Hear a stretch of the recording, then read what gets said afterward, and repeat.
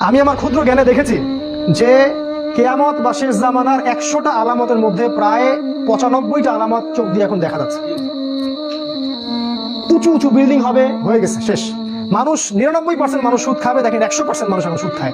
জেনা বেড়ে যাবে, জেনা বেড়ে গেছে। ব্যভিচার বাড়বে, ব্যভিচার বাড়ছে। ধর্ষণ বাড়বে, ধর্ষণ বাড়ছে। সময় কমে যাবে, সময় কমে যাচ্ছে। ভূমিকম্প বাড়বে, ভূমিকম্প বাড়ছে। মহামারী ছড়াবে, ছড়াচ্ছে।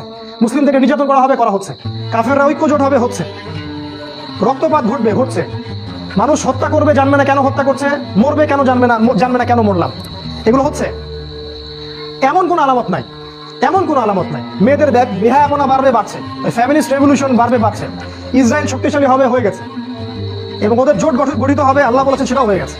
আমি আমার ক্ষুদ্র জ্ঞানে বলছি যে এমন কোন আলামত আমি দেখছি না যেটা প্রায় এই 95টা আলামত 100টার মধ্যে এখন পাওয়া যায়। কয়েকটা পাওয়া যায় না, সেটা সামনে আসবে। যেমন বললাম, আমেরিকার পতনের পরে এরপরে ইসরায়েল হবে এই বিশ্বের রুলিং স্টেট, এবং সেই দেশ থেকেই দাজ্জাল বের হবে এবং সারা বিশ্ব শাসন করবে। তারপর কি হবে? তারপরে এই মালহামাটা হবে, যার কথা বললাম। অথবা এই মালহামার পরে ইসরায়েল হবে এই বিশ্বের রুলিং স্টেট। তারপরে এদেরকে প্রতিহত করার জন্য আল্লাহ রাব্বুল আলামিন মুসলিমদেরকে ঐক্যবদ্ধ করবেন। প্রত্যেকটা দেশ, প্রত্যেকটা গ্রাম, প্রত্যেকটা জায়গায় যারা ইমানদার যুবক থাকবে, যুবকদের কথা এই জন্য বলছি তার কারণ তাদের হায়াত থাকবে ইনশাআল্লাহ, আল্লাহ চাইলে।